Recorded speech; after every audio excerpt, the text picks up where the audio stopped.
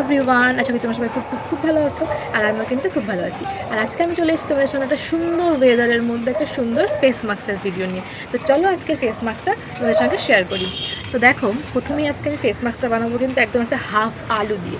তো দেখো হাফ আলু দিয়ে কীভাবে একটা চটজলদি ফেস মাস্ক বানানো যায়। তো আলুটাকে আমি নিয়ে নিয়েছি হাফ করে, আর এর মধ্যে আমি দিয়ে দেবো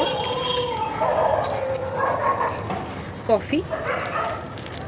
তোমরা চাইলে আলুর পেস্টও করতে পারো, আলুটা মিক্সিতে দিয়ে পেস্ট কিংবা গ্রেটারে গ্রেট করেও দিতে পারো।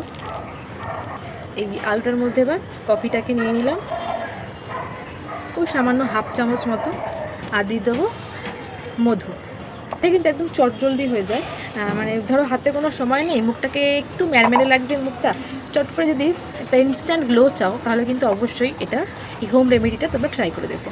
তো দেখো আমি এখানে সাফুলার একটা মধু নিয়ে নিয়েছি, আর এবার এই কফি, আলু আর কফির মধ্যে আমি দিয়ে দিলাম ওই যতটুকু লাগবে, সামান্য হাফ চামচ আমি এখানে ব্যবহার করি নিজে। তো এবার জাস্ট একটু স্ক্রাব করবো।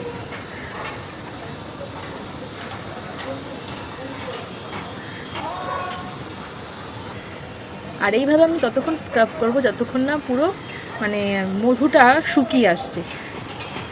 আর এবার দেখো মধুটা দেওয়ার কারণে কিন্তু মুখটা বেশ অনেকটাই ফেস ওয়াশ করলে যেমন হয় না, সেরকম কিন্তু হয়ে গেছে, মানে ফ্যানা টাইপের। কিন্তু আমার পুরো টেনে এসছে, আর প্রায় আমি 10 মিনিট ধরে কিন্তু এটাকে এইভাবে কন্টিনিউ করে যাচ্ছি। তো চলো এবার মুখটাকে ধুয়ে আসি। নর্মাল জল দিয়ে দিতে পারো কিংবা ফেস ওয়াশও লাগাতে পারো। আমি এখানে একটু নর্মাল জল দিয়ে মুখটাকে ধুয়ে নেবো। দেখা গেলে আমি কিন্তু মুখটাকে ভালো করে নর্মাল জল দিয়ে ধুয়ে চলে এসেছি। তো বন্ধুরা, তোমরা যদি চাও এরকম ইনস্ট্যান্ট একটা গ্লো পেতে কিংবা খুব চটজলদি একটা ফেস মাস্ক কিংবা ফেস প্যাক স্কিনে অ্যাপ্লাই করতে, তাহলে কিন্তু অবশ্যই এই হোম রেমেডিটা ট্রাই করে দেখো।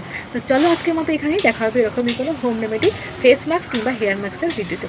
তো চলো, টাটা।